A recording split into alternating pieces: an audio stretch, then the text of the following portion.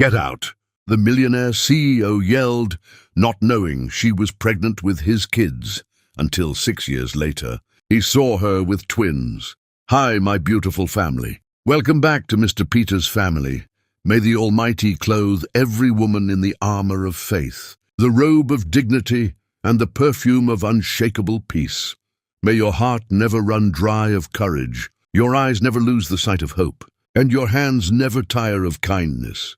You are the miracle in motion, the heartbeat of every home, and the prayer that heaven always answers. May your scars turn into strength, your pain into purpose, and your silence into songs that heal generations. My precious family, remember your love is not forgotten by heaven. A like is a prayer of power. A comment is a bridge of love. This is Mission 1000 likes. For every woman who was broken but still chose to rise, to forgive and to shine. If grace carried you through your storms, like this video. If faith still lights your path, comment, "I'm with Mr. Peter.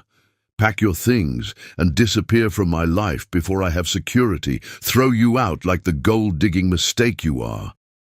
The words exploded from Phil Hart's mouth like venom, each syllable designed to wound. Kasha Adams stood frozen in their penthouse living room, the space they had decorated together, where they had danced on quiet evenings, where she had imagined raising their children. The rain hammered against the floor-to-ceiling windows, matching the chaos erupting inside. "Phil, please just listen to me." Kasha's voice trembled, but held strength beneath the fear. "Whatever your mother and Diane told you, it's lies. All of it. You know me. You know I would never know you." Phil's laugh was cruel, foreign. This wasn't the man who had whispered promises into her hair at night, who had called her his queen, who had begged her to marry him. "I don't know you at all. I married a fantasy, and my family was right from the beginning. You played me perfectly." Constance Hart sat on the white sofa like a satisfied cat, her diamond necklace catching the lamplight. Phil's mother had arrived an hour ago with Diane, his sister, both carrying manila folders stuffed with photographs and papers. The evidence of Kasha's supposed betrayal, they claimed. The proof that she was nothing but a manipulative woman who had trapped their beloved son. Diane stood by the window, arms crossed, her face a mask of righteous vindication. She had never hidden her hatred of Kasha, never pretended to welcome her into the Hart family. From the day Phil announced their engagement, Diane had worked tirelessly to poison him against his wife. "Show her the pictures again, Philip."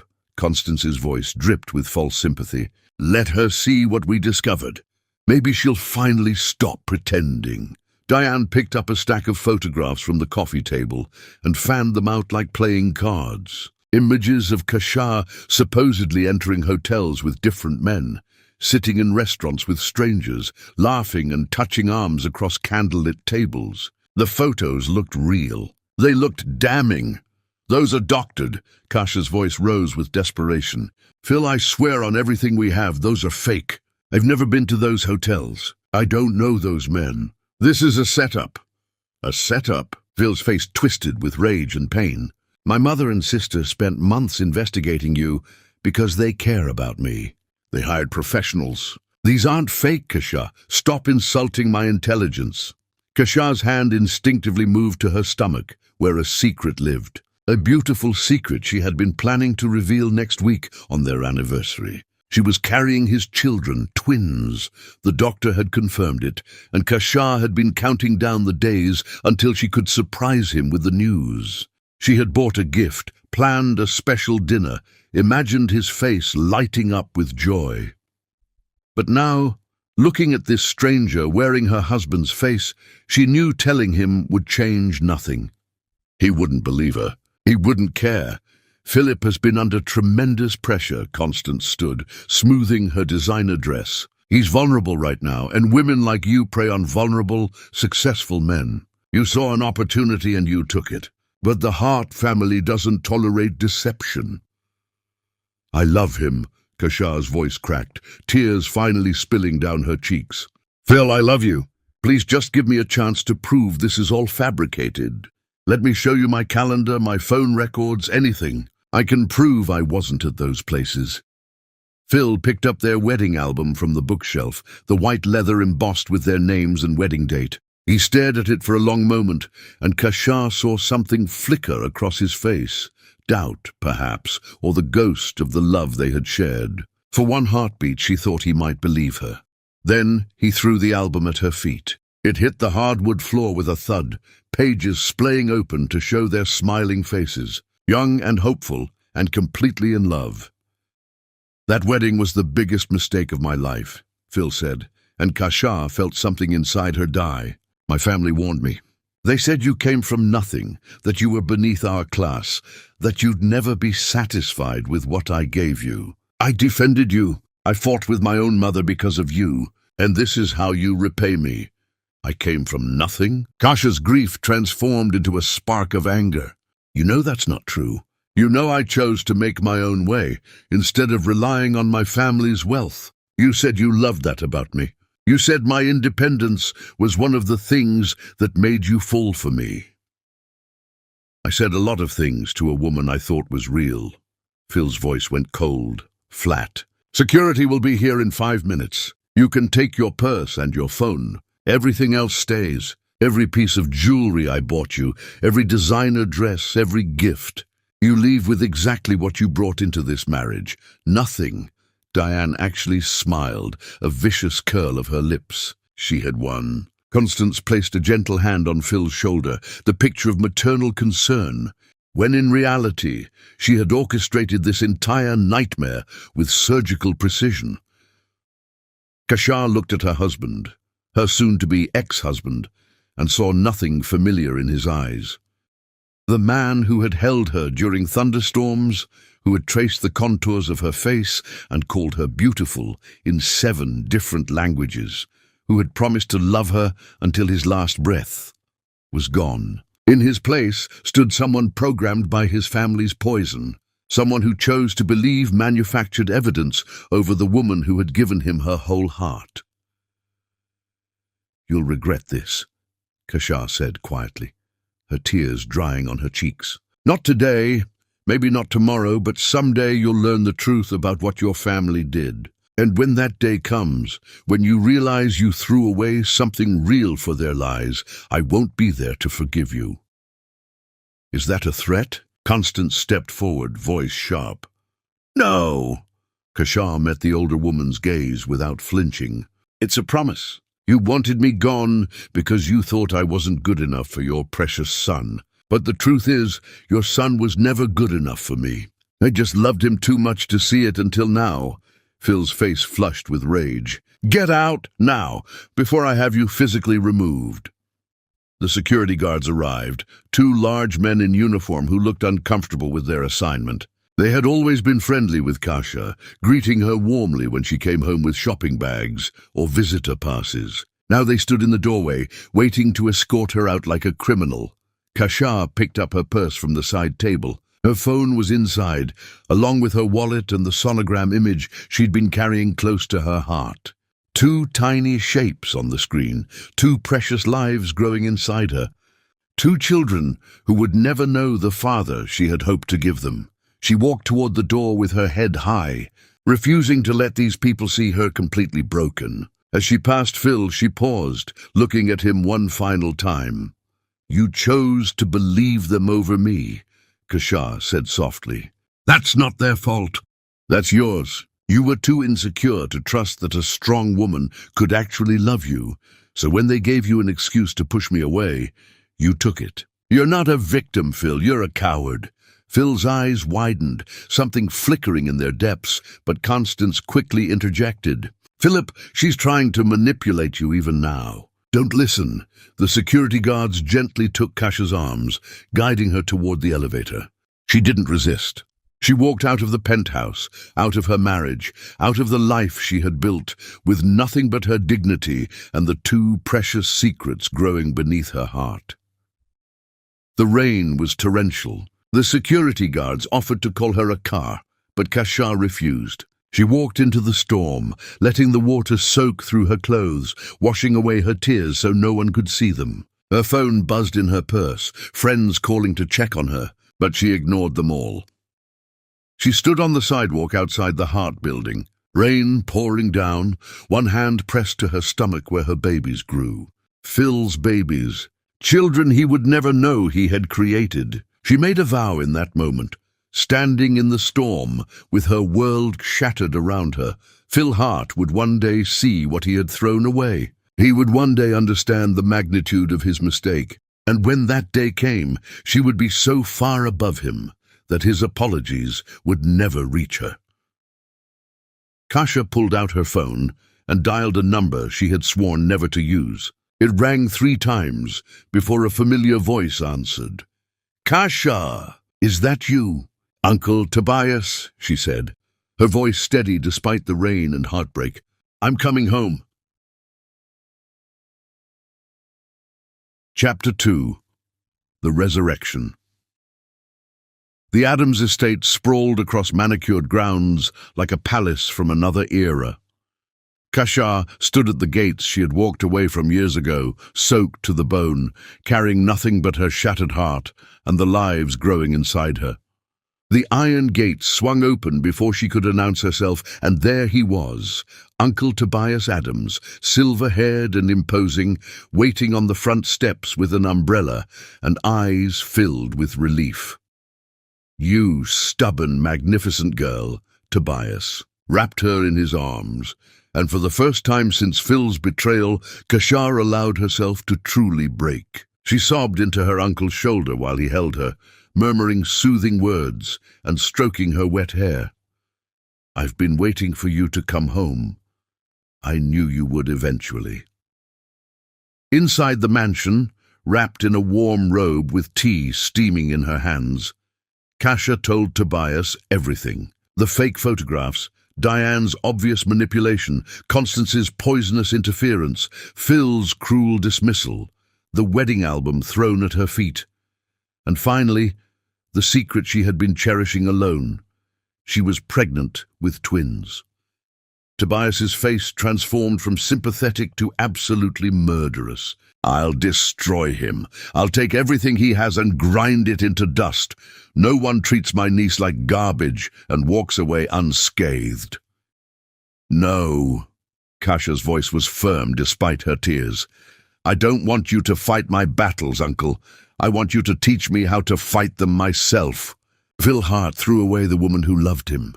"I'm going to make sure he spends the rest of his life looking up at the woman he discarded, watching her shine so bright it burns his eyes." A slow smile spread across Tobias's face. This was the niece he remembered, the girl who had walked away from wealth to prove her own worth, the young woman with fire in her veins. "Then we rebuild you stronger than before, but first you rest. Those babies need a healthy mother, and you need time to heal." The months that followed were transformative. Kasia moved through her pregnancy with singular focus, attending every family gathering at the Adams estate, relearning the world of power she had abandoned. Tobias brought her into meetings as an observer first, teaching her the intricacies of their holdings, showing her where weakness could be exploited and strength could be leveraged. She absorbed everything like a woman possessed. The hospitality. "Division has potential but lacks vision," Tobias said during breakfast when Kasia was 6 months pregnant. "I'm considering bringing in new leadership, someone hungry, someone brilliant." "Give it to me," Kasia said immediately.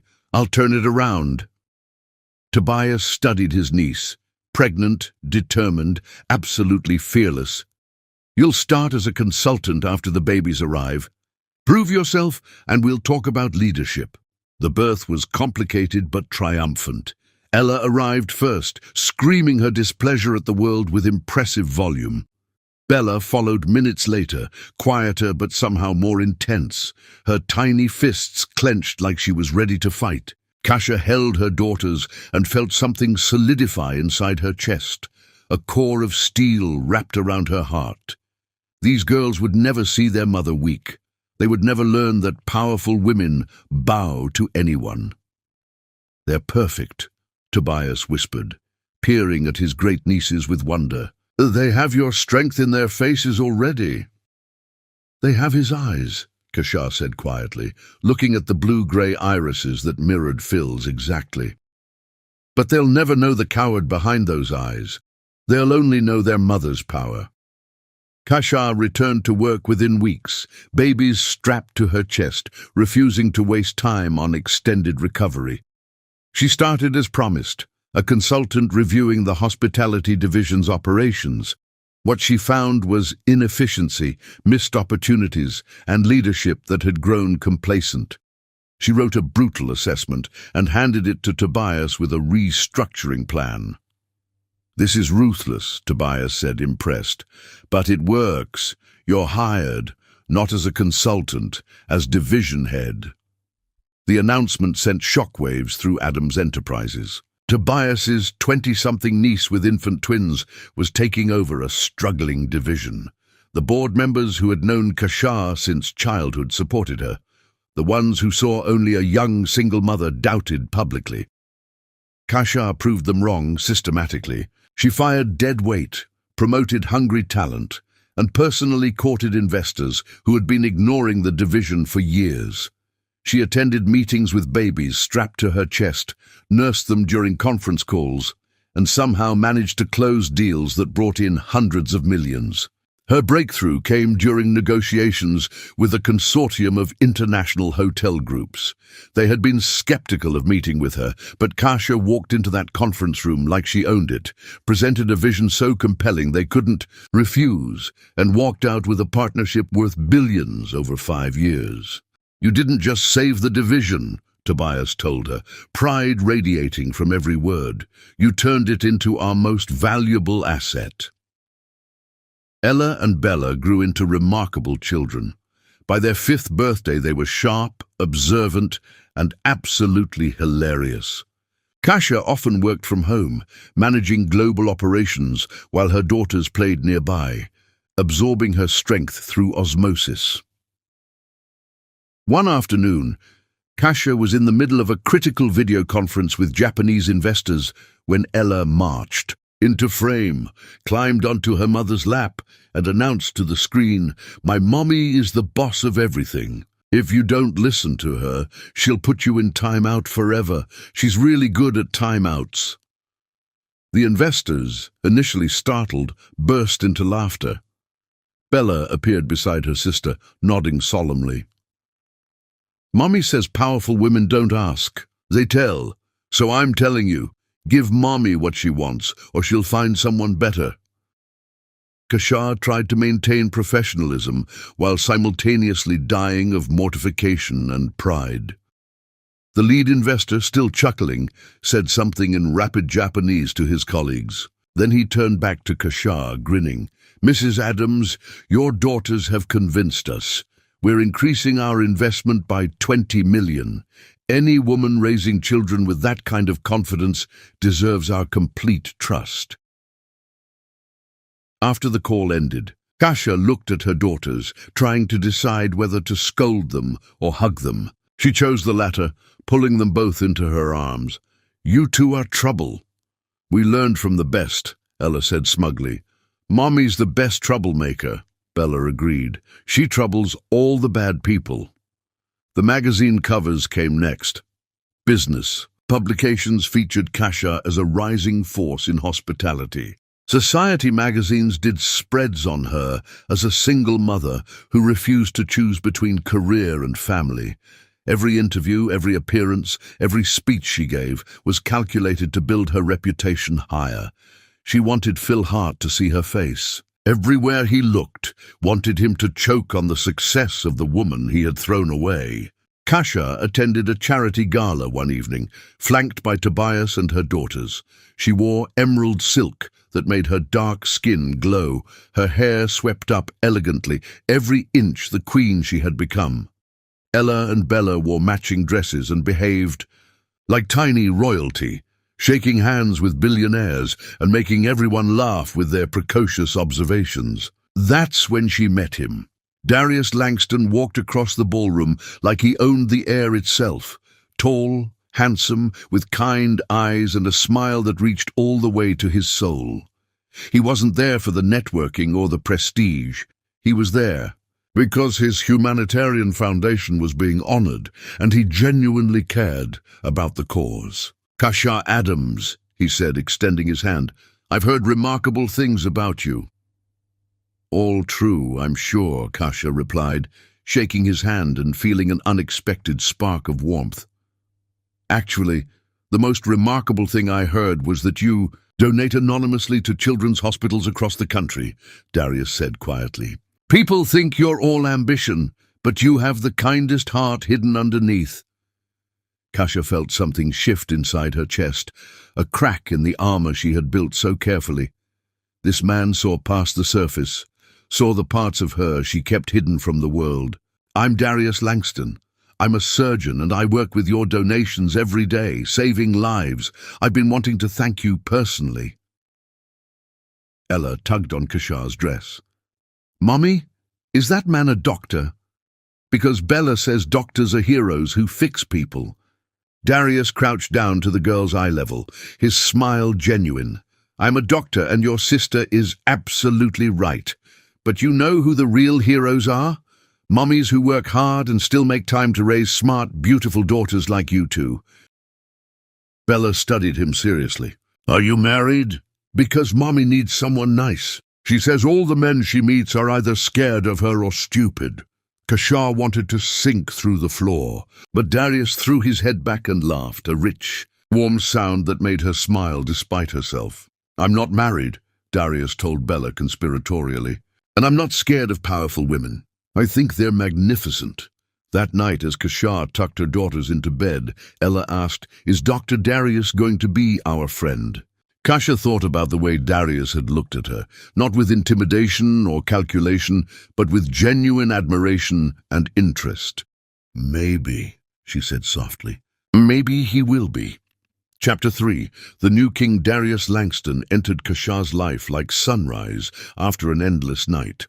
Their first real meeting away from the gala happened at Bella's school when she fell during recess and hit her head. The school called Kasha in a panic, but Darius happened to be there volunteering for a health screening program. By the time Kasha arrived, breathless and terrified, Darius had already examined Bella, determined she was fine, and was making her laugh by pretending to check her stuffed rabbit's heartbeat.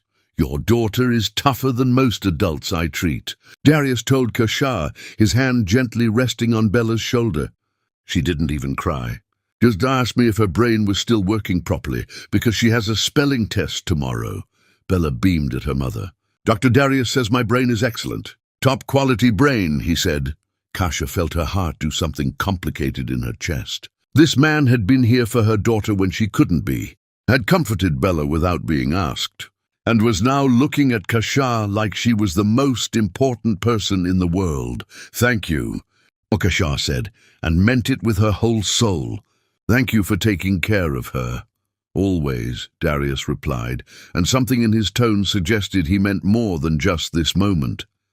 Coffee became their ritual. Between Kasha's demanding schedule and Darius's hospital shifts, they found stolen moments in small cafes where nobody recognized her from magazine covers. He asked about her daughters, listened to stories about Ella's latest proclamations about ruling the world, and Bella's obsession with collecting rocks. He never once brought up his accomplishments, never tried to impress her with his reputation as one of the country's most skilled surgeons. "Why do you look at me like that?" Kasha asked one morning, catching him staring at her over his coffee cup. "Like what?" Darius smiled that devastating smile. "Like I'm not terrifying," Kasha said honestly. "Most men either want something from me or they're intimidated by what I've built. You look at me like I'm just a woman. You're interested in knowing better." Darius reached across the table and took her hand, his thumb tracing circles on her palm. "Kasha, you are terrifying. You're brilliant and powerful, and you command rooms full of people who hang on your every word. But you're also a woman who cries during animated movies when you think your daughters aren't watching. You're someone who works yourself to exhaustion and then gets up at dawn to make pancakes shaped like animals. You're complicated and real, and yes, I want to know every version of you."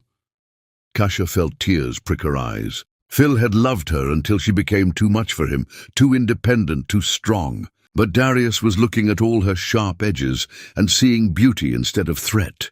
The girls adored him. Darius started picking them up from school when Kashar had late meetings, arriving with healthy snacks and terrible jokes that made them groan and giggle. He helped Ella with her science projects and taught Bella about different rock formations. He never tried to replace anyone or insert himself where he didn't belong.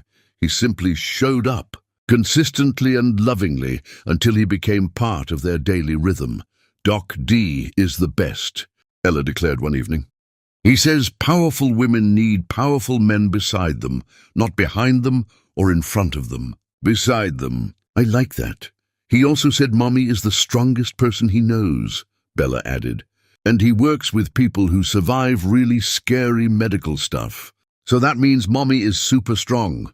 Kashar watched Darius playing with her daughters in the living room, building an elaborate castle out of blocks, and felt something she thought had died the night Phil threw her out.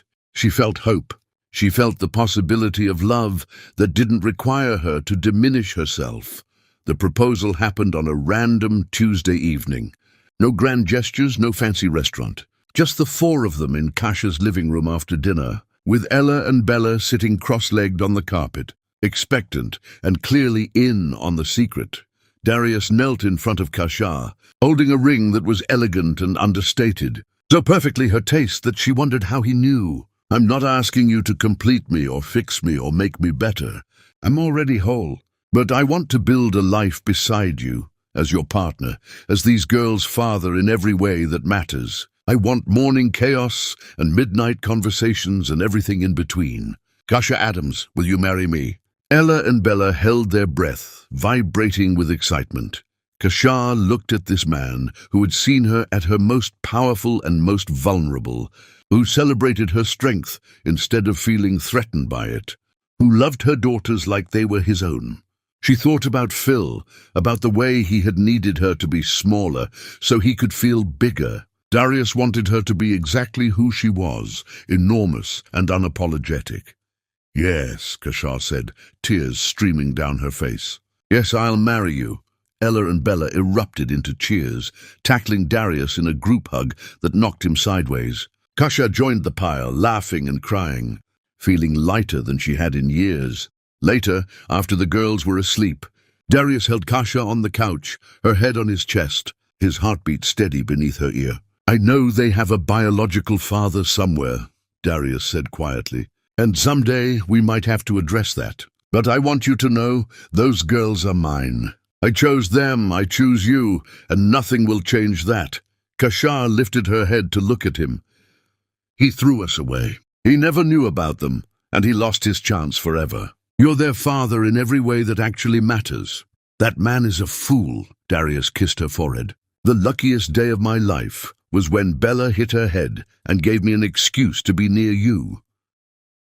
Meanwhile, across the city, Phil Hart's world was crumbling. The decisions he had made, while obsessed with proving his mother right about Kashar, had weakened his company. Contracts he had neglected fell through. Partnerships he had ignored dissolved. Investors who had trusted him lost confidence. The arrogance that made him dismiss his wife's pleas had infected his leadership. And now the empire his grandfather had built teetered on the edge of collapse. His father, Harrison, who had retired years ago, came back to assess the damage and was horrified by what he found. What happened to you?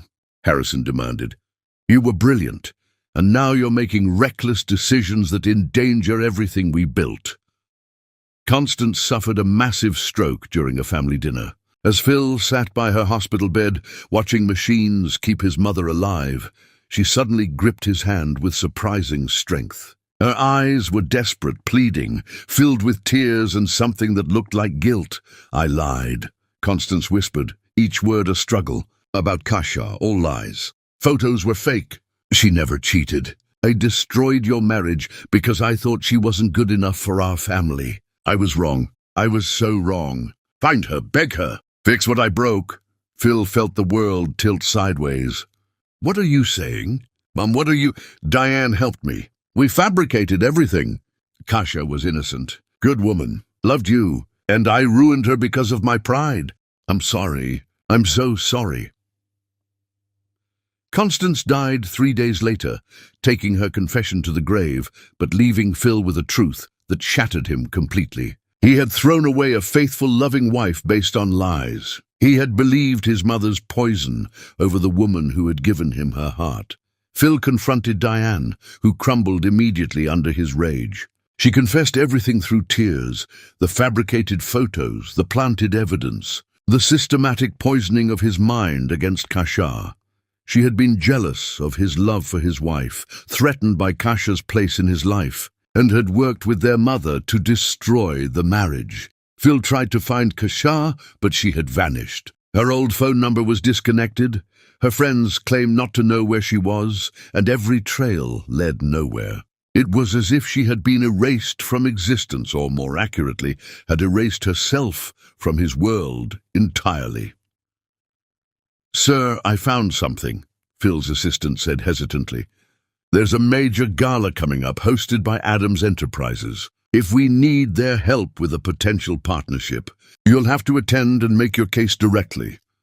Phil had no idea who ran Adams Enterprises, didn't care about anything except finding Kashar and begging her forgiveness. But saving his family's company required him to attend this gala, to smile and network and pretend his life wasn't ashes.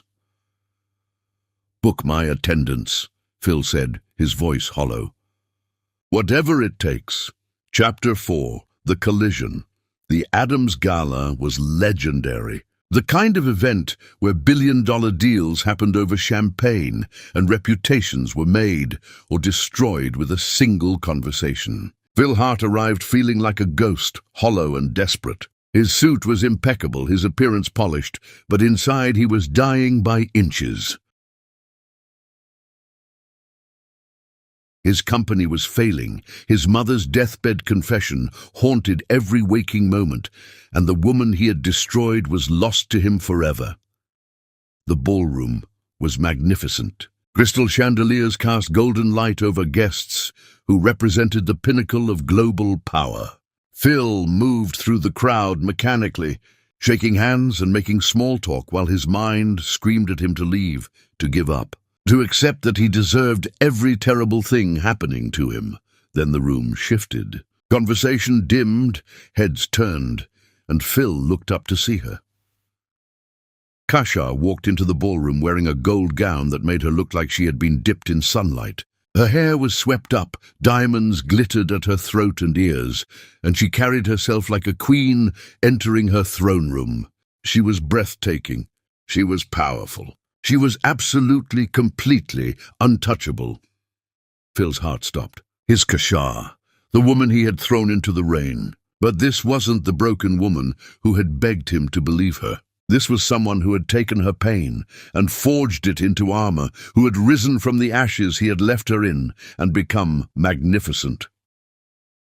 Then Phil saw the man beside her. Tall, handsome, confident. The man placed his hand on Kashar's lower back with the ease of someone who belonged there, who had earned the right to touch her. Kashar smiled up at him with genuine warmth, with trust, with something that looked like love.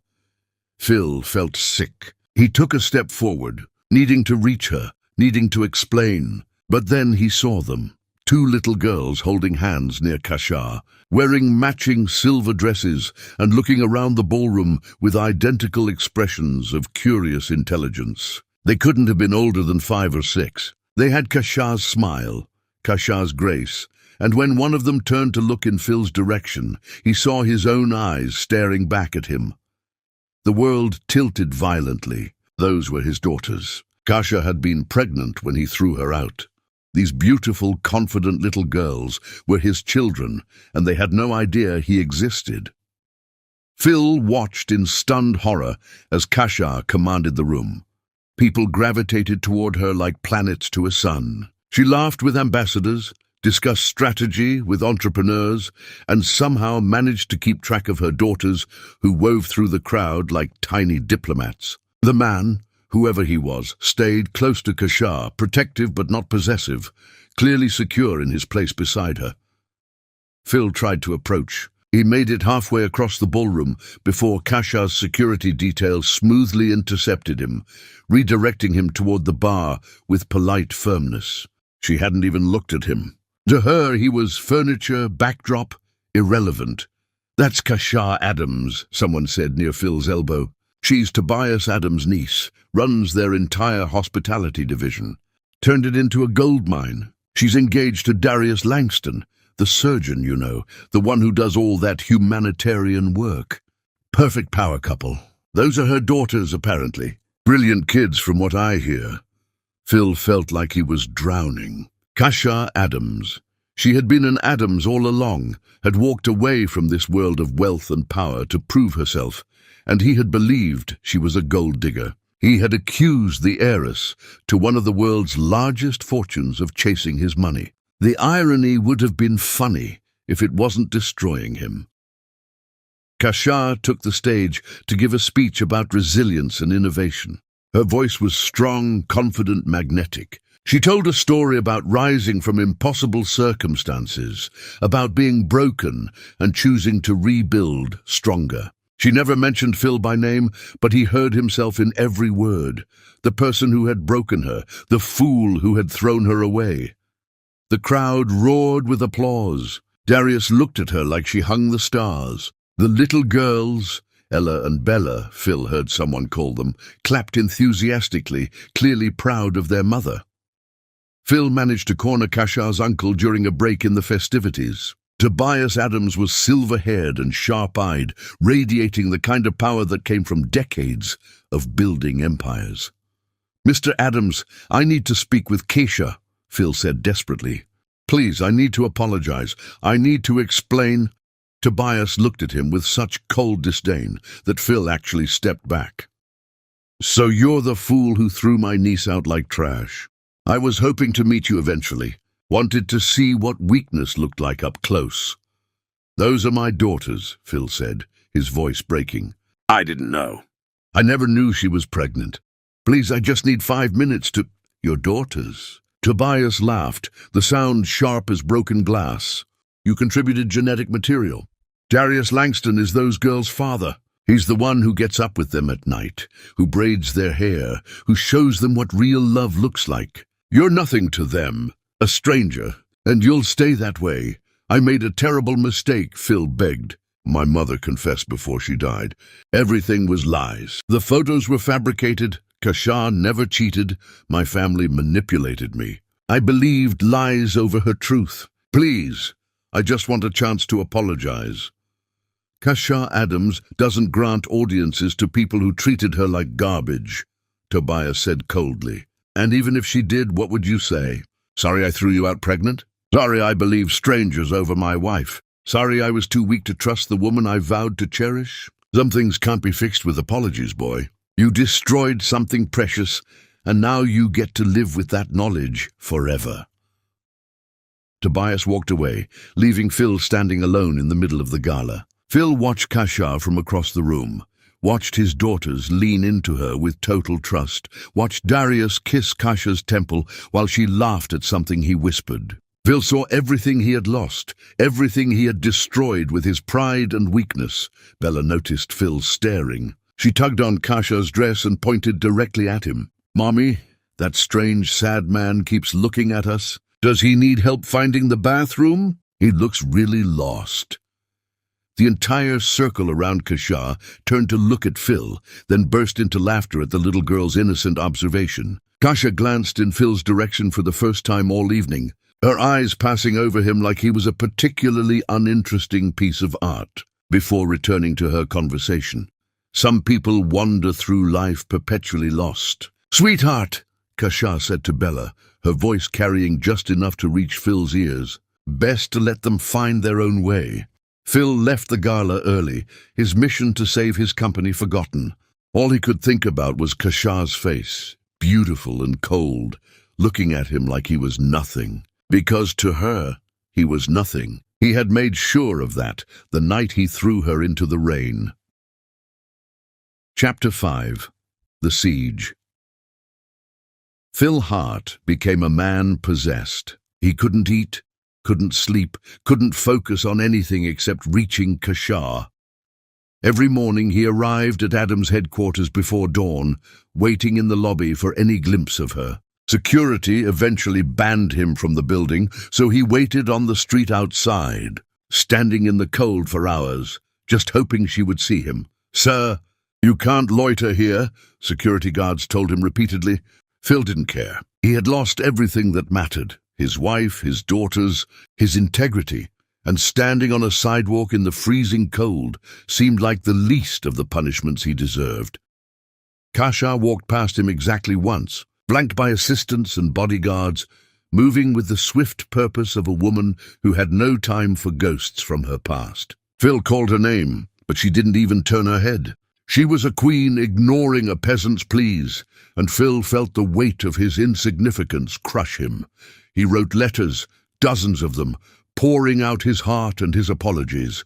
Every single one came back unopened, returned by security with polite notes that Miss Adams did not accept unsolicited correspondence. Phil tried reaching out to her former friends, people from their married life, but they all said the same thing.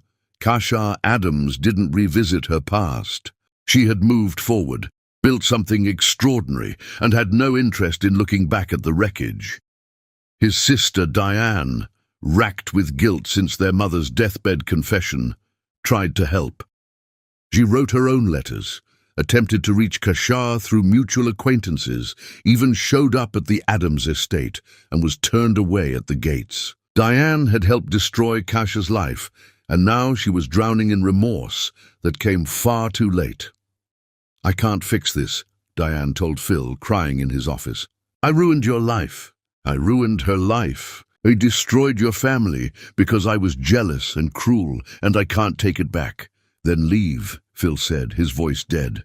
"Go live with your guilt somewhere else. I can't look at you without seeing what you did to her." Diane left that night, selling her shares in the family company and moving across the country. Her departure barely registered with Phil. He was too focused on his obsessive mission to reach Kasha, to make her listen, to somehow convey the depth of his regret. Meanwhile, the Hart family empire continued its death spiral.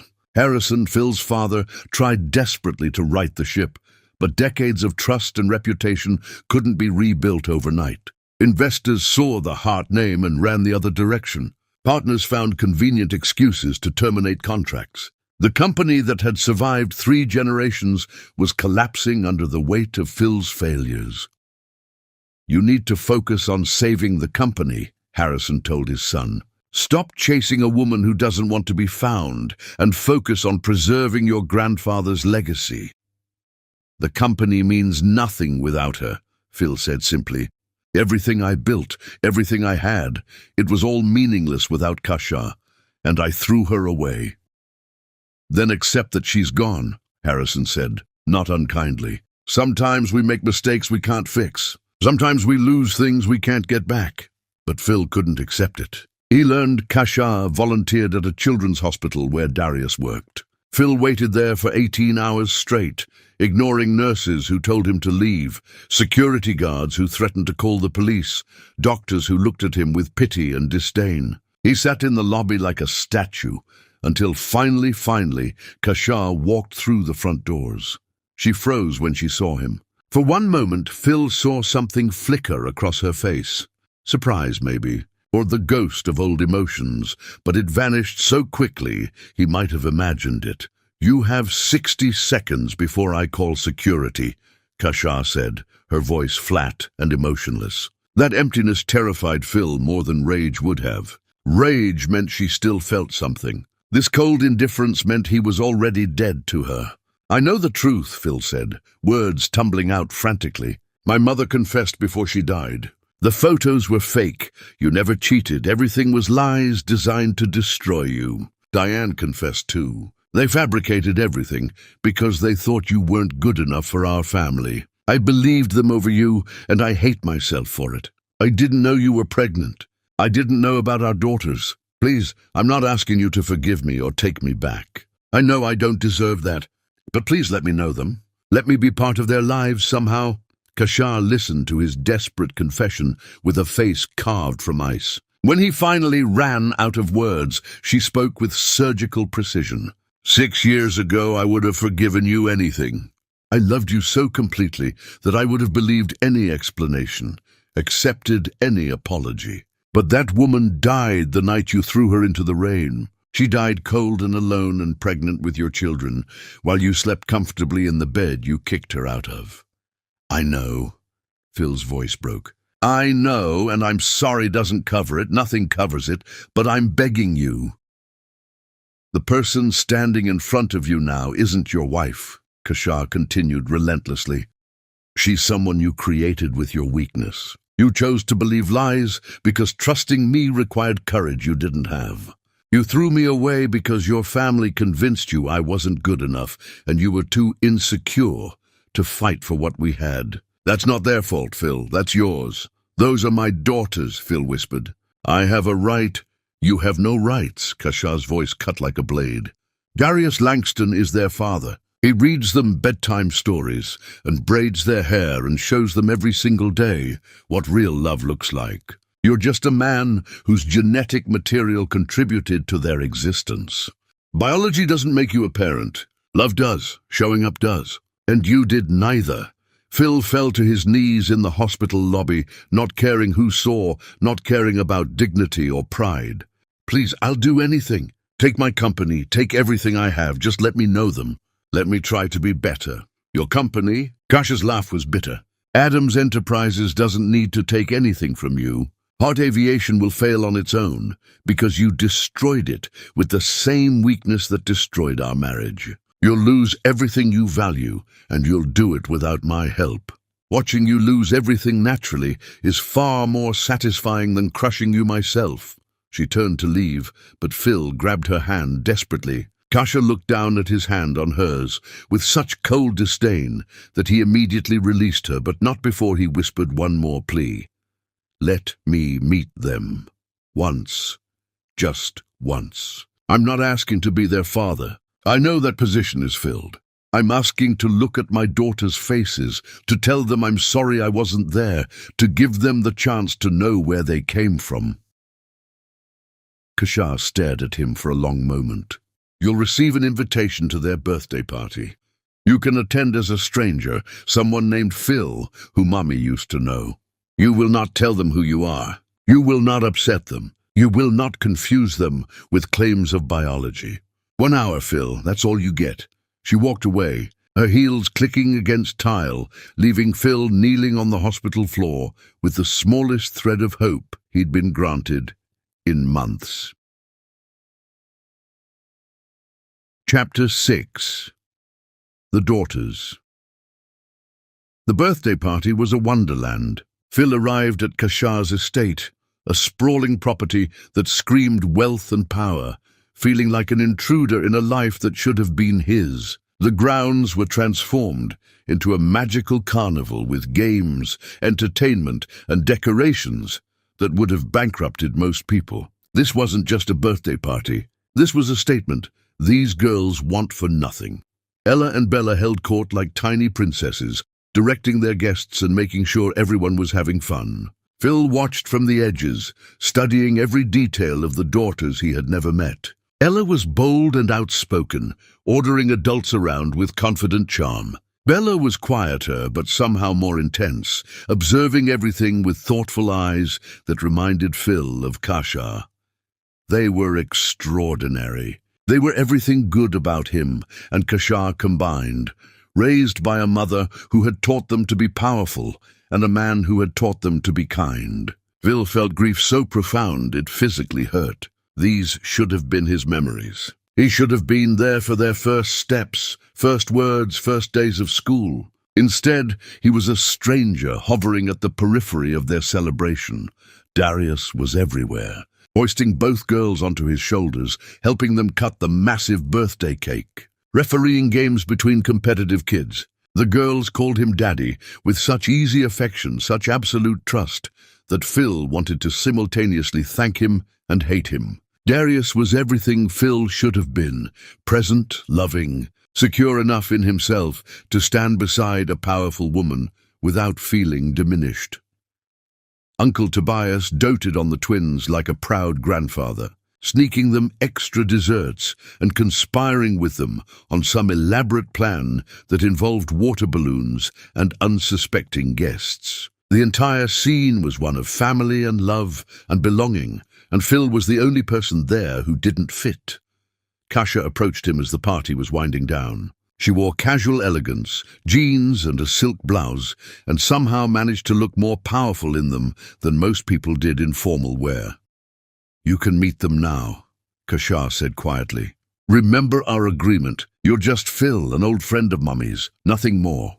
She called the girls over. They came running, flushed from playing, eyes bright with birthday joy. Up close, Phil could see himself in their features. His eye color, the shape of his nose, the way Bella tilted her head when thinking. But they were so much Kasia too, all her strength and intelligence written across their young faces. "Ella, Bella, this is Phil. He's an old friend who wanted to wish you happy birthday." "Hi, Phil," Ella said with enthusiastic confidence. "Thank you for coming. Did you have fun? The bounce house was the best part, right?" "I'm Bella," the quieter twin said politely.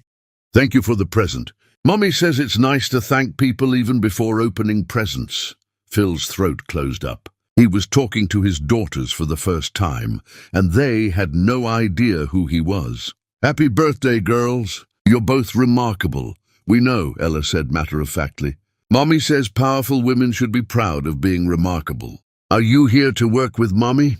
"Everyone here works with Mommy except Daddy and Uncle Tobias."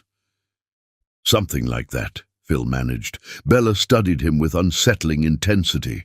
"You look sad. Are you okay? If you're Mommy's old friend, you should know that Mommy is really good at fixing sad. She fixed me when I fell at school, and Dr. Darius fixed my head. But Mommy fixed my scared." "Your Mommy is the best at fixing things," Phil agreed, his voice rough with emotion. "You should probably leave before the cake cutting, though," Ella advised seriously. "Mommy gets really scary when people are late for important things. Her scary face makes grown-ups cry sometimes. I've seen it happen. It's true," Bella nodded solemnly. "Even Uncle Tobias is afraid of Mommy's scary face." Despite everything, Phil almost smiled. These girls were funny and sweet and so perfectly themselves. They didn't need him. They had everything, and more importantly, they had people who would never let them down the way he had let down their mother. Kasia collected her daughters and sent them back to the party, leaving Phil alone with his grief. Later, as guests were leaving, Darius approached him. Phil braced himself for confrontation or gloating, but Darius's expression was thoughtful, almost kind. "Walk with me," Darius said, and Phil followed him to a quieter part of the garden. "I love Kasia completely," Darius said without preamble. "And I love those girls like they're my own blood. But I'm not naive. Someday they'll ask questions about their biological father. Someday they'll want to know their full story. When that day comes, I think they should have the option of knowing you." Phil stared at this man in disbelief. "Why would you give me that? You won. You have everything."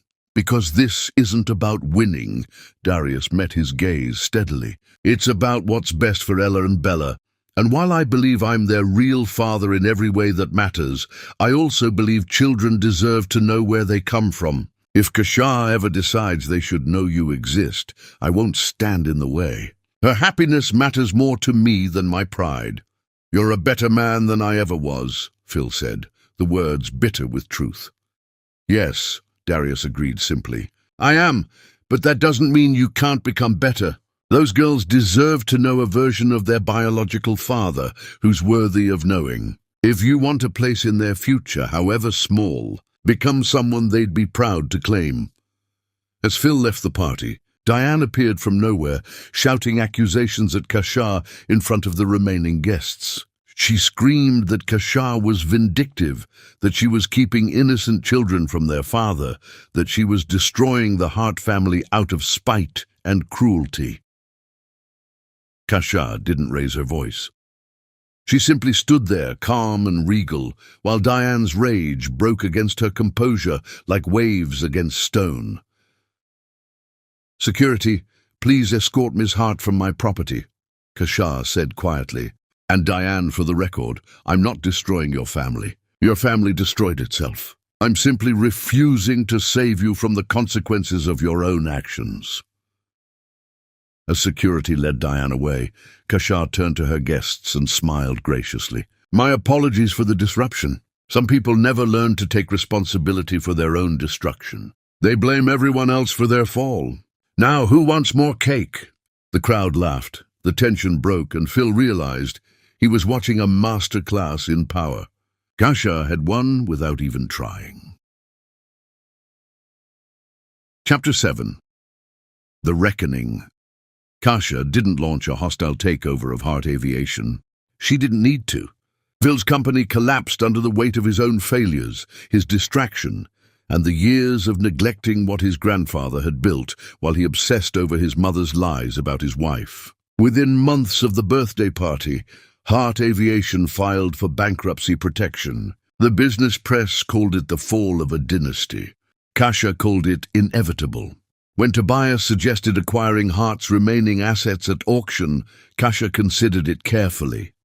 "What would we gain?" Unshi asked. "The satisfaction of owning what he lost," Tobias said, "and some valuable infrastructure that could benefit our aviation holdings."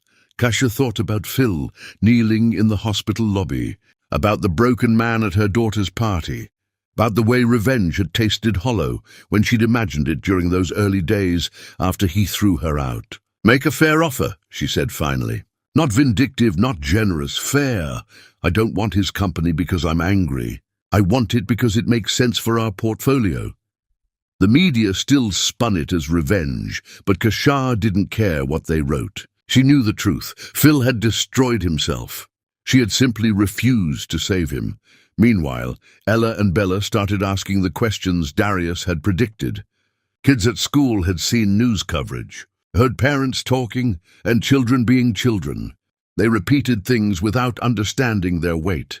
"Mommy," Ella said one evening, curling up next to Kashar on the couch, "some kids at school said that man Phil is our real daddy. Is that true?" Kashar felt her heart crack.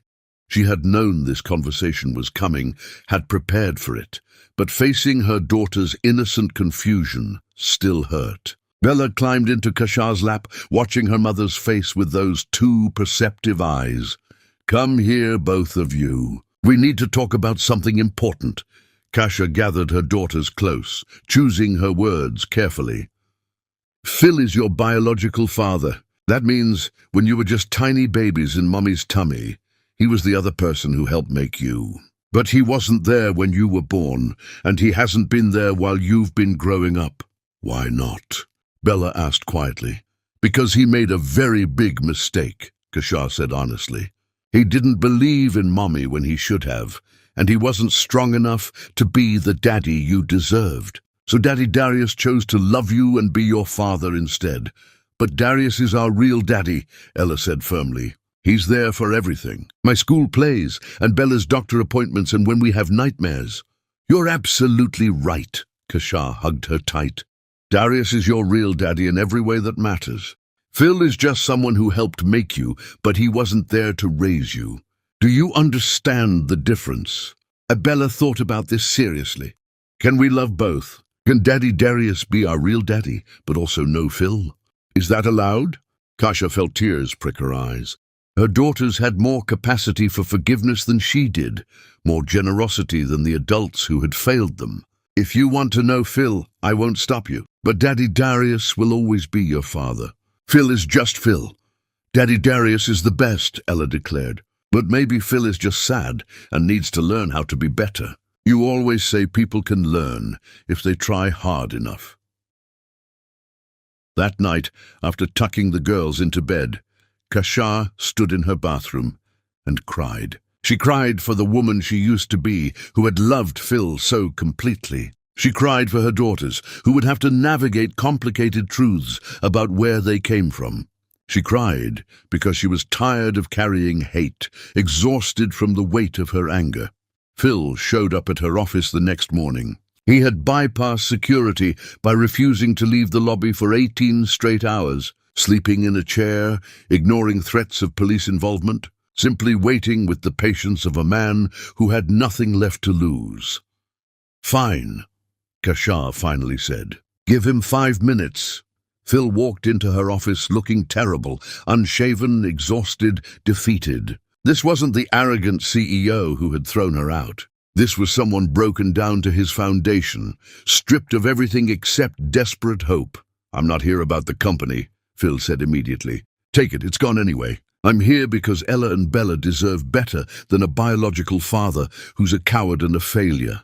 I want to do better. I want to be someone they don't have to be ashamed of. I'm not asking for forgiveness or for you to let me back into their lives in any meaningful way. I'm asking for a chance to become someone worthy of knowing them, even from a distance." Kasha stared at him from behind her massive desk. "What does that look like to you?" "Therapy," Phil said. "I've already started. I'm addressing why I was so insecure that I believed lies over you, why I let my family's poison destroy us, why I was too weak to fight for what we had. I'm moving away, so I'm not a constant reminder of your worst period. But I'd like to call the girls sometimes if you allow it. Video calls. Just to know them, to let them know I exist. Not as a father, just as someone who cares about them and is trying to be better." Kashar studied this broken man and made a calculation. 1 video call per week, 15 minutes. You will be in therapy consistently. You will never badmouth Darius or try to undermine his role as their father. You will never tell them details about our marriage that would hurt them. If you violate these terms, you lose access permanently. "I agree," Phil said without hesitation. To everything, the weekly video calls began. Phil showed up every single week, never late, never making excuses. He asked Ella and Bella about school, listened to them talk about their lives, and never tried to insert himself where he didn't belong. He was simply a consistent presence, someone safe who showed up when he said he would. Darius encouraged the arrangement, secure in his role as their father. "They should know their biology," he told Kasha, "as long as Phil understands his place." During one call, Ella asked Phil directly, "Why weren't you there when we were born?" Phil looked at this brave little girl through the screen and answered honestly, "I made the worst mistake of my life by not believing in your mother. I listened to lies instead of trusting the person who loved me. And because of my mistake, I missed being there for you and your sister. I missed everything important. Daddy Darius was there because he's a better man than I was." "Are you trying to be better now?" Bella asked. "Every single day," Phil promised. "I can never fix what I broke, but I'm trying to become someone who deserves to know you even a little bit." The girls seemed satisfied with this answer. They didn't need Phil to be their father. They already had one. But they were willing to let him be someone safe in their orbit. A reminder that adults could learn from their mistakes. Kashar announced her official engagement to Darius, setting a wedding date 3 months away. The announcement made headlines, and congratulations poured in from around the world. Kasha Adams, the woman who had risen from heartbreak, was marrying the man who saw her worth. Phil received his wedding invitation with a personal note from Kashar. "You're invited because Ella and Bella asked for you to be there. I've built a life where my daughter's happiness matters more than my pride. Don't make me regret this." Phil held the invitation and wept. He was invited to watch the woman he loved marry the man who deserved her, and he would attend because his daughters wanted him there. It was the least of what he deserved, and more grace than he had earned. Chapter 8. The Transformation. The 3 months before Kashar's wedding became a period of unexpected shifts. Phil maintained his weekly video calls with rigid consistency, never late, never cancelling, showing up even when he was exhausted or sick or drowning in the consequences of his failures. Ella and Bella warmed to him gradually, not as a father figure, but as someone safe and kind who listened when they talked. They called him Phil, never Dad, and he never corrected them. He helped Ella practice her presentation about powerful women in history, naturally focusing on Kashar. He taught Bella about different types of gemstones when she showed him her rock collection through the camera. He made them laugh with terrible jokes that made Darius roll his eyes good-naturedly in the background. He was building something small but real, not redemption, but perhaps the beginning of forgiveness from two generous hearts.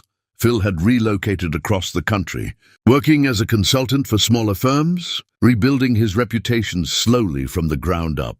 The move was strategic, removing himself from Kashar's daily orbit, proving he understood boundaries, showing he could respect the life she had built without him. He lived in a modest apartment now, nothing like the penthouse he had shared with Kashar, nothing like the mansion he had grown up in. The simplicity suited him. He was learning to live with less, to measure his worth by who he was becoming, rather than what he owned.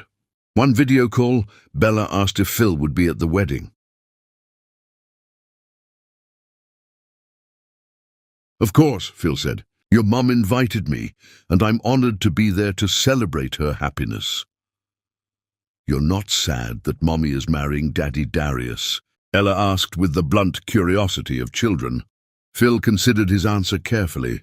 "I'm sad that I wasn't strong enough to be the person your mom deserved. But I'm glad she found someone who is. Daddy Darius is an amazing man, and your mom deserves amazing." The girls seemed satisfied with this response. They chatted about wedding plans, about their flower girl dresses, about how Mommy cried when she tried on her wedding gown. Phil listened and absorbed every detail, grateful to be included even in this peripheral way. During another call, Ella announced that Uncle Tobias was teaching them about running companies. "He says when we grow up, we'll be the bosses of everything. Just like Mommy. I want to run hotels. And Bella wants to run hospitals so she can help people like Daddy does." "You'll both be incredible at whatever you choose," Phil said, and meant it. These girls had inherited Kashar's brilliance and determination. They would conquer whatever worlds they set their sights on. Uncle Tobias, who had watched Phil's transformation over these months through Kashar's reports, had a surprising change of heart. When Kashar mentioned Phil would be attending the wedding, Tobias said, "That man has learned humility the hardest way possible. He'll never be good enough for you. That ship sailed and sank, but he's earned the right to remain a small part of those girls' lives if he continues being this version of himself." "He's consistent," Kashar admitted. "He shows up every week without fail. He never pushes boundaries or tries to take more than I've offered. It's more than I expected from him. People can surprise you," Tobias said. Though in his case, he had nowhere to go but up from the bottom he created for himself. Phil attended court-mandated therapy every week, finally confronting the toxic beliefs his mother had instilled. His therapist, a woman named Dr. Patterson, who didn't coddle him or accept his excuses, pushed him relentlessly to examine the roots of his insecurity. "Your mother told you that powerful women were threats to masculine authority," Dr. Patterson said during one session. "Your father modeled a marriage where he was dominant and your mother deferred to him. When you married Kashar, she didn't fit that pattern. She was your equal, maybe your superior in some ways, and that terrified you. I wanted to be the one in control," Phil admitted. "I wanted her to need me more than I needed her. When my family convinced me she was betraying me, part of me almost wanted to believe it because it gave me an excuse to push away someone who made me feel inadequate." "That's honest," Dr. Patterson said. "Now tell me, do you believe you deserved to lose her?" "Yes," Phil said without hesitation. "I deserved exactly what happened. I deserved to lose everything because I threw away everything that mattered. Good, because you can't heal from something you won't take responsibility for. Your mother and sister were catalysts, but you pulled the trigger. You destroyed your own life, and only by accepting that can you build something better." Phil left each therapy session feeling scraped raw, but also clearer. He was facing truths he had spent years avoiding, and while it was painful, it was also necessary. Meanwhile, Kashar found herself thinking about Phil less and less. Not because she had forgiven him, she hadn't, but because he simply didn't occupy space in her mind anymore. She was busy planning a wedding, running an empire, raising brilliant daughters, and building a future with a man who actually deserved her. Phil was just background noise, a problem solved, a chapter closed. Her days were full of joy. Darius surprised her with small gestures. Coffee delivered to her office during stressful meetings. Notes tucked into her briefcase, telling her she was magnificent. Flowers with cards that said simply, "Because you're you." He never competed with her success, never felt diminished by her power. When business publications interviewed them as a couple, Darius spoke about her accomplishments with genuine pride, never trying to insert himself into her spotlight. "How do you handle being married to someone so successful?" one interviewer asked Darius. "I'm not married to her yet," Darius laughed, "but when I am, I'll handle it by celebrating her every single day." Strong women don't need men who can handle them. They need men who can match them. The quote went viral, held up as an example of secure masculinity. Phil saw it and understood exactly what he had failed to be. 1 week before the wedding, Kashar had an honest conversation with Darius while they watched the sunset from their terrace. Ella and Bella were at a sleepover with friends, giving them rare, quiet time alone. "I need to tell you something," Kashar said. "I see Phil's efforts with the girls. I appreciate how you've handled everything. And I want you to know that I'll never love him again. That chapter is completely closed. But I'm grateful he's becoming someone the girls don't have to be ashamed of." Darius pulled her close, his hand warm against her waist. "I was never threatened by Phil because I know you chose me freely, completely. He's just the ghost of your past, learning to live with his mistakes. I'm your future and nothing changes that. You're my everything." Kashar kissed him. "Thank you for being patient while I learned to trust again. Thank you for loving my daughters before you loved me. Thank you for being exactly who you are." "Loving your daughters was easy," Darius said.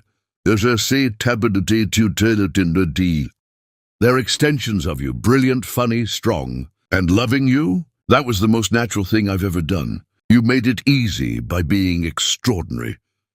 They sat in comfortable silence, watching the city lights flicker on as darkness fell. Kasha thought about the woman she had been on that rainy night 6 years ago, standing outside the Heart building with nothing but heartbreak and unborn babies. If she could go back and tell that woman what was waiting for her, this man, this love, this life, would she believe it?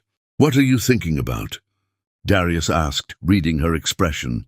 "How far I've come," Kashar said.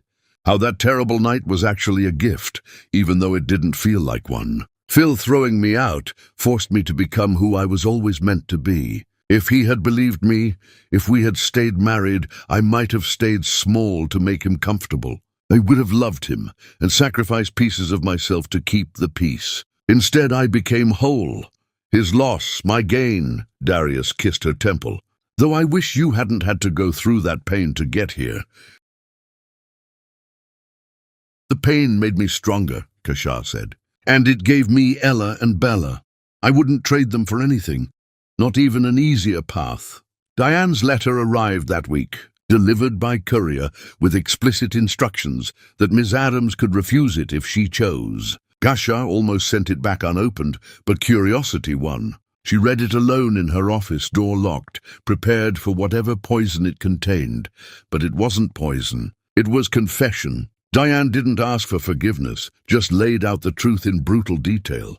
She admitted jealousy of Phil's love for Kasha, admitted seeing Kashar as a threat to their family dynamic, admitted systematically poisoning Phil's mind because she couldn't stand seeing her brother happy with someone she viewed as an outsider. She described the planning that went into fabricating the evidence, the careful manipulation required to break Phil down slowly so he would believe their lies when the moment came.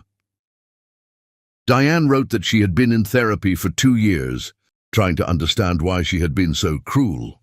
Her therapist helped her see that she had been raised in a family where love was transactional, conditional, and she couldn't comprehend that Phil's love for Kashar was real and unconditional. So she destroyed it. The letter ended.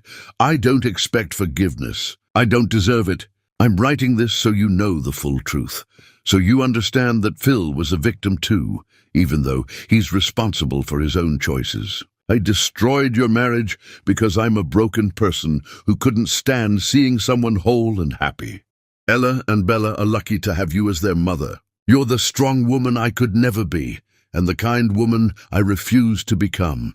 I hope someday you forget I exist. That would be mercy.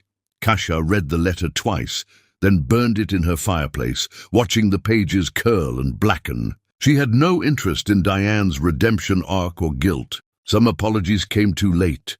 Some damage was permanent, and Kasia had no space in her life for the people who had tried to destroy her. Diane wanted absolution, wanted to share her pain and healing journey, but Kasia refused to be part of that story. Diane would have to find peace without Kasia's forgiveness, and that was exactly what she deserved. The day before the wedding, Phil had his regular video call. Ella and Bella were vibrating with excitement about being flower girls, showing off their dresses through the camera, practicing their walks down an imaginary aisle in their playroom. You're going to be the most beautiful flower girls in history, Phil told them. I'm honored to be there tomorrow. After the girls ran off to finish other preparations, Kasia appeared on screen. Phil was startled. She rarely joined these calls, leaving them for the girls alone. Phil, I want to say something before tomorrow, Kasia said, her voice measured and calm. You've become a decent man. That doesn't erase what you did, and I'll never forgive you for it. But you're trying, and that's the best thing you could do for Ella and Bella. Keep being this version of yourself. Show up consistently. Don't promise things you can't deliver. Be honest about your failures. That's what they need from you. I will, Phil said, his throat tight. And Kasia, I hope tomorrow is everything you deserve. You've built something extraordinary. Not just your career, but this family, this life. Darius is lucky beyond measure, and I hope he knows it. He knows, Kasia said. And Phil, thank you for not making this harder than it had to be. You could have fought me in court over custody, could have made demands or threats. Instead, you accepted what I offered and worked within those boundaries. That took humility I didn't think you had. I learned it the hard way, Phil said, by losing everything that mattered and realizing too late what I'd thrown away. But I'm grateful for these calls, for the chance to know our daughters even a little bit. You didn't have to give me that, and I know it. Kasia nodded once, then ended the call. Phil sat alone in his apartment, staring at the blank screen, and allowed himself to feel the full weight of tomorrow. He would watch the woman he loved marry another man, and he would smile and mean it, because her happiness mattered more than his heartbreak. The next day arrived with perfect weather and perfect joy. Kasia prepared for her wedding with Ella and Bella beside her, helping choose jewelry, arguing about which shoes looked best, filling the room with laughter and love. Uncle Tobias arrived to check on her, his eyes suspiciously wet when he saw her in her gown. You look like a queen, Tobias said gruffly. Your mother would be so proud of who you've become. I wish she was here, Kasia said softly. Her mother had died when she was young, leaving her with Uncle Tobias as her only family besides distant relatives. I wish she could see her granddaughters. She sees them, Tobias said firmly. And she sees you, triumphant, happy, exactly where you should be. As Kasia prepared to walk down the aisle, she thought about the journey that had brought her here. The devastation, the rebuilding, the determination to become unbreakable. Every painful step had led to this moment, and she wouldn't change any of it. This was her victory. This was her crown. And in the back of the venue, Phil waited to witness the coronation of the woman he had once cast aside, fully understanding that he was watching his greatest mistake become her greatest triumph. Chapter 9. The Unbreakable Crown. The wedding was breathtaking. 300 guests filled the venue, but Kasia only saw Darius waiting at the altar, only felt Uncle Tobias's steady arm as he walked her down the aisle, only heard Ella and Bella giggling as they scattered petals with dramatic flair. The flower girls performed their duties with such serious concentration that several guests laughed affectionately, charmed by their determination to get every petal perfectly placed. Phil sat near the back, watching this woman he had destroyed marry the man who had cherished her. He felt no jealousy, no bitterness, just genuine happiness for her happiness and profound regret for what he had lost through his own weakness. The ceremony was elegant and deeply personal, filled with touches that spoke to who Kasha and Darius were as a couple. No excessive grandeur, just perfect simplicity that somehow made it more magnificent. "I love you with everything I am," Kasha said during her vows, her voice strong and clear. "You saw my worth when I felt worthless. You loved my daughters as your own before you loved me. You taught me that real partnership means celebrating each other's power instead of competing with it. Every day with you is choosing joy over bitterness, love over fear. You are my present and my future, and I'm so grateful you waited for me to learn how to trust again." Darius's vows made her cry. "Kasha, you walked into my life and transformed everything. You showed me that strength and vulnerability can exist together, that powerful women are the most beautiful force in the universe. Your daughters taught me that love isn't about biology, it's about showing up every day and meaning it. This family you've built with your bare hands, through pain I can't imagine, is my greatest privilege to be part of. I promise to stand beside you, never behind you or in front of you, but beside you as we face whatever comes next." They kissed as husband and wife while their daughters cheered, and Uncle Tobias wiped away tears he would never admit to shedding. The entire venue erupted in applause, standing to honor this union that felt less like a wedding and more like a coronation. Kasha had married her equal, her partner, her match in every way that mattered. The reception was magnificent. The ballroom had been transformed into something magical, with lighting that made everything glow golden, flowers that perfumed the air with subtle elegance, and music that made people want to dance and celebrate. Kasha moved through the crowd like royalty, greeting guests, accepting congratulations, laughing with genuine joy. Darius never left her side unless she wanted him to. He wasn't possessive or controlling, he simply preferred being near her, and she felt the same. They danced together, moving with the easy grace of two people completely in sync, and everyone who watched them could see this was real love, earned love, the kind that would last. Ella and Bella were everywhere, charming guests with their confidence and humor. They introduced themselves as the daughters of the most powerful woman in the world, which made Kasha simultaneously proud and mortified. Uncle Tobias kept sneaking them extra dessert, and Darius pretended not to notice while making sure they didn't eat so much they'd get sick. Phil approached during a quiet moment, waiting respectfully until Kasha noticed him. She excused herself from the conversation she was having and turned to face her ex-husband, this man who looked so different from the arrogant CEO who had thrown her out. Time and consequences had humbled him completely. "Congratulations," Phil said simply. "Uska Idun. It was a beautiful ceremony. You deserve all of this happiness." "Thank you for coming," Kasha replied, her tone neither warm nor cold, just factual. "The girls wanted you here, and that mattered." "I have something to tell you," Phil said. "I hired investigators months ago to understand exactly what my mother and sister did. The full extent of their manipulation. I received the final report yesterday, and I think you should know the truth, all of it." Kasha's expression didn't change. "I don't need details, Phil. I know they lied. That's enough for me to move forward." "It's worse than we knew," Phil continued, needing her to understand, even if it changed nothing. "They didn't just fabricate photos. They planted fake evidence in your things. Receipts they created, notes they forged in your handwriting. They bribed people to claim they'd seen you in places you'd never been. They created an entire false narrative so convincing that even the investigators they hired believed it at first. The systematic nature of it, the months of planning, the attention to detail, it was calculated and cruel beyond what I imagined." He paused, then continued with the hardest admission. And I believed all of it because I was too insecure to trust you. They built the trap, but I walked into it willingly because part of me wanted an excuse to push away someone who made me feel inadequate. That's the truth I've had to face in therapy. Your strength threatened me, so when they gave me permission to doubt you, I took it. Kashar absorbed this information and felt nothing beyond mild interest. Thank you for telling me, but it doesn't change anything. Your mother and sister created lies, but you chose to believe them over me.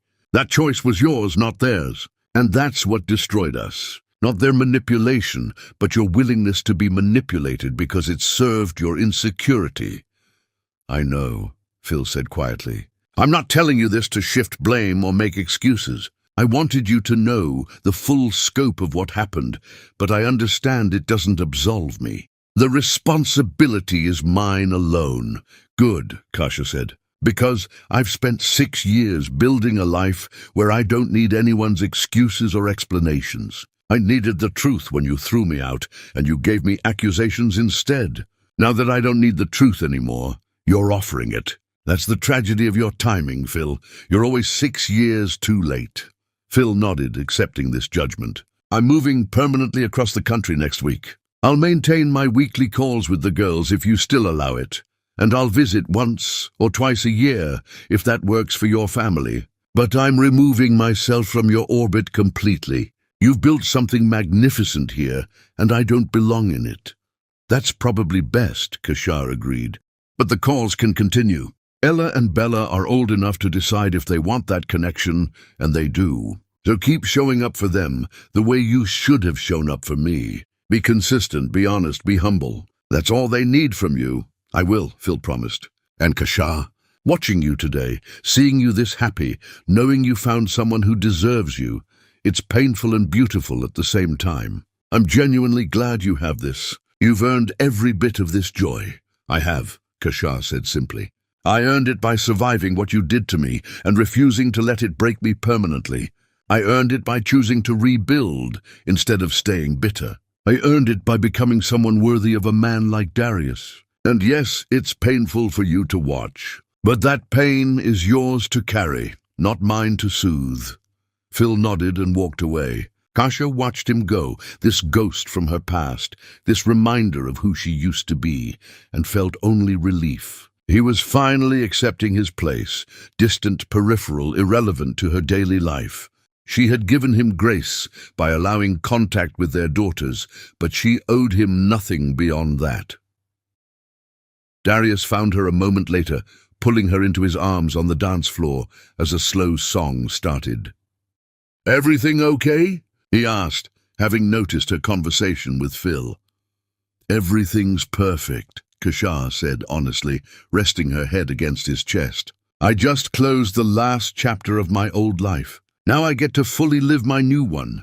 "What did he want?" Darius asked, not out of jealousy but simple curiosity. "To tell me truths that would have mattered 6 years ago but mean nothing now," Kashar said. "He wanted me to understand the full extent of what his family did, how they manipulated him. But understanding doesn't equal forgiveness, and knowledge doesn't change history."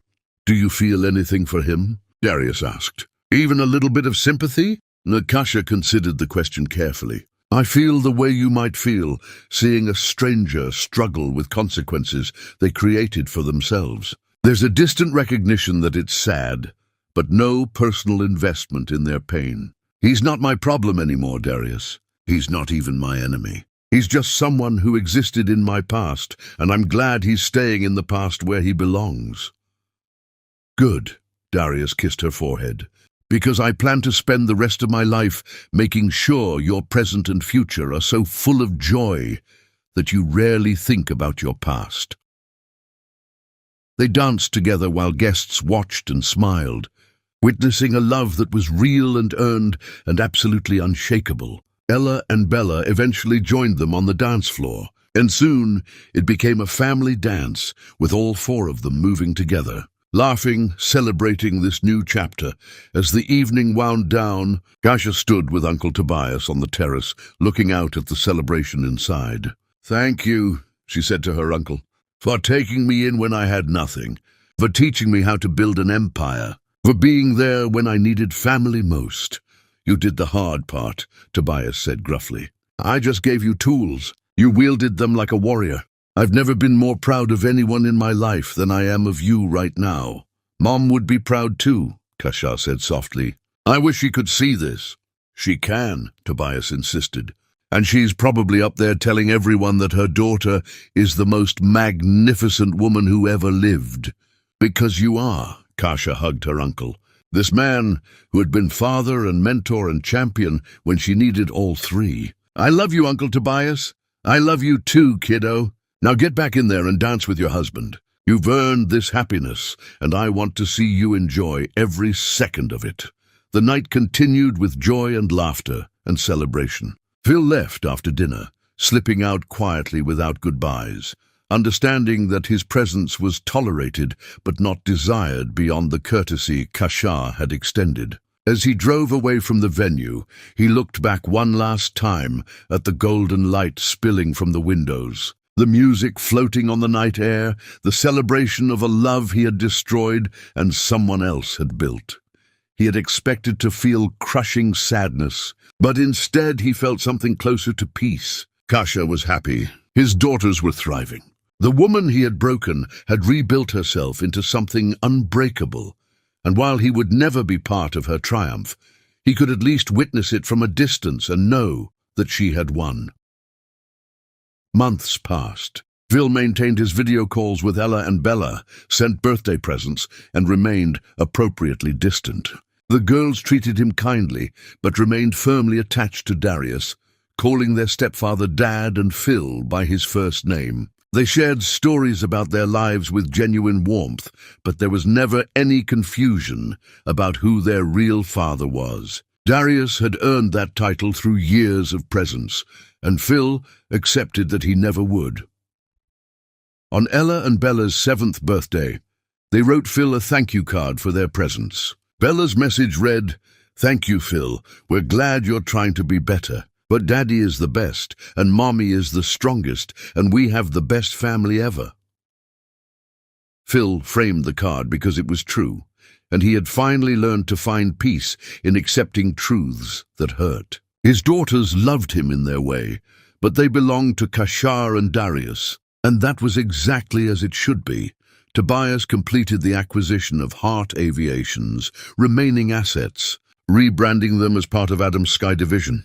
He offered Phil a remote consulting position, which Phil accepted humbly. The empire his grandfather built now bore the name of the woman he had wronged, and Phil worked for the company his ex-wife controlled. It was humiliating and deserved in equal measure, and he showed up every day and did good work because that was all he could offer now, competence and humility.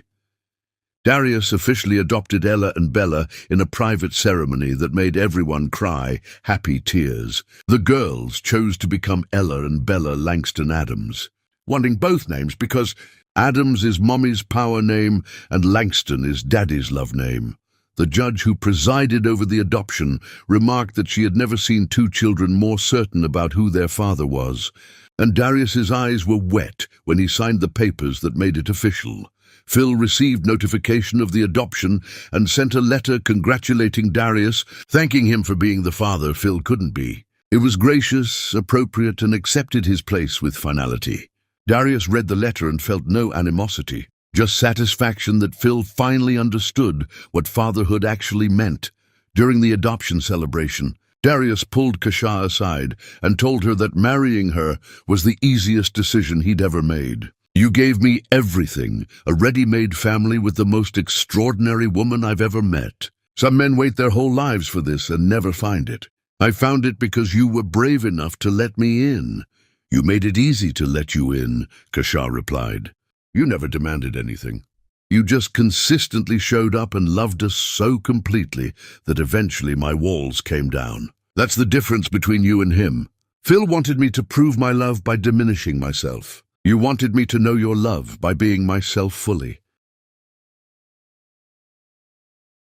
Ella and Bella, bold and hilarious, decided to rank all the men in their lives during dinner one night. They created an elaborate point system that had everyone laughing until their sides hurt. Daddy Darius got perfect marks for being awesome at everything and never missing important stuff. Uncle Tobias scored high for buying the best presents and teaching us about money. Phil received respectable points for trying really hard and always calling when he says he will, though they debated whether he should lose points for making Mommy sad a long time ago or gain points for being nice now. And saying sorry, they settled on keeping his score fair because everyone deserves a fair score, even if they messed up before.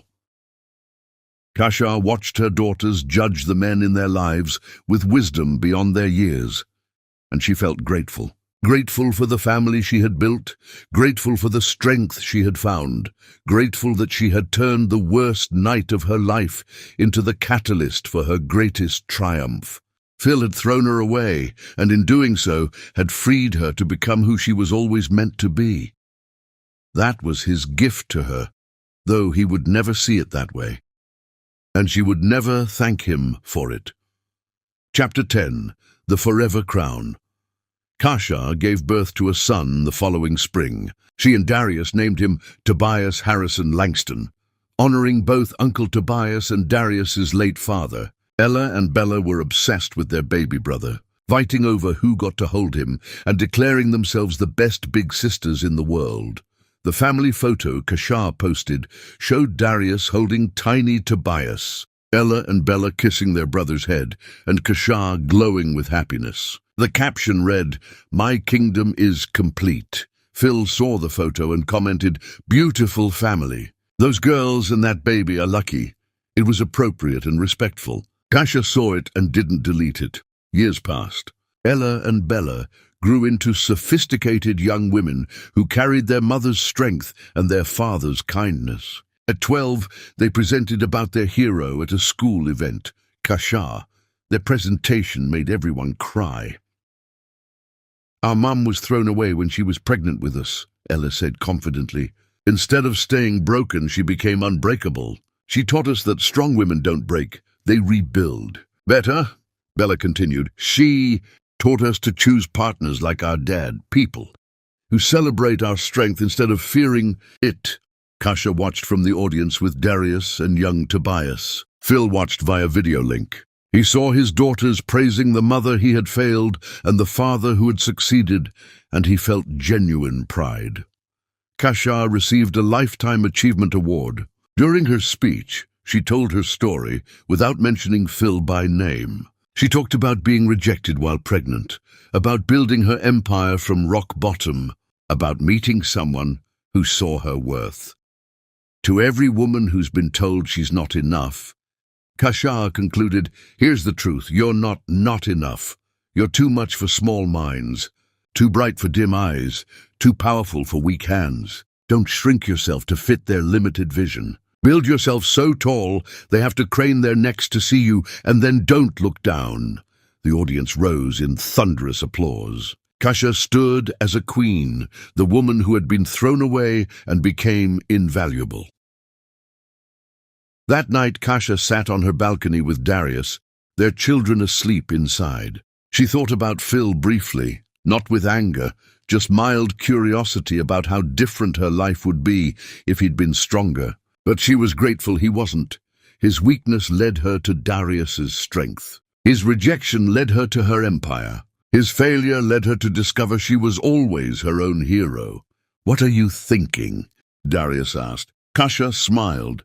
"I was remembering that I used to think being thrown away was my ending. Turns out it was my beginning." Ella's voice called from inside. "Mommy, Bella says Phil should get more points now. We need you to judge." Kasha laughed and walked inside to her family. Even in debates about Phil, she was the ultimate authority, the judge, the kingdom, the crown.